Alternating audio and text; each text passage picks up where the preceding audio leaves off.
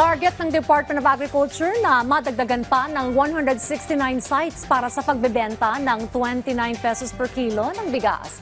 Dagdag pa ng DA, nakatakdaring magbentang muli ang NIA ng kanilang murang bigas na resulta ng contract growing program. Yan ang ulat ni Clazel Cordelia.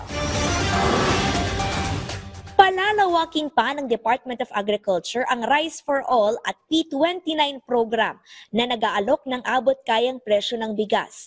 Batay sa isinagawang survey ng Publicus Asia na karaang buwan ng Setyembre, itinuturing na most approved na government initiative ni Pangulong Ferdinand R. Marcos Jr. ang Rice for All program.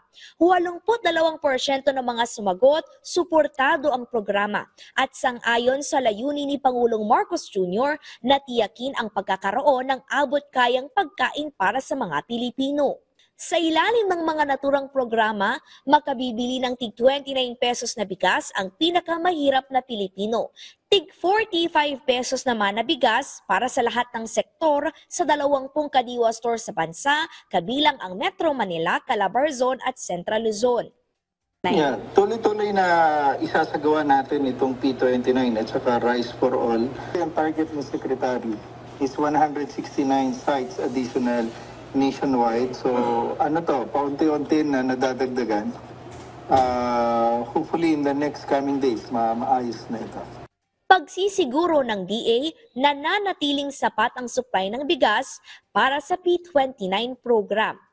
Yeah, yung P29, NFA, maganda ngayon kasi talagang nakakapamili ng gusto ang NFA.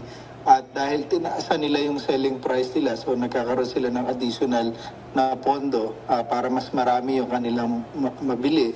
So magiging tuloy-tuloy talaga ito yung programa natin sa P29. Dito naman sa Rice for All, dumadami rin yung mga kapartner natin, stakeholders na gustong mag-join dito sa ating Rice for All. Samantala, nakatakdang magbenta ng 1,000 sako ng murang bigas ang National Irrigation Administration. Tig 29 pesos kada kilo o 290 pesos kada sako para sa 10 kilo ang alok sa darating na Biyernes, October 4. Galing ang mga bigas mula sa contract growing program ng NIA. Magsisimula ang bentahan alas 8 ng umaga sa NIA Central Office Covered Court EDSA Diliman, Quezon City. Pinagdadala ng ID ang mga senior citizen, solo parent, may kapansanan at 4Ps. Clazel Cordelia para sa Pambansang TV sa Bagong Pilipinas.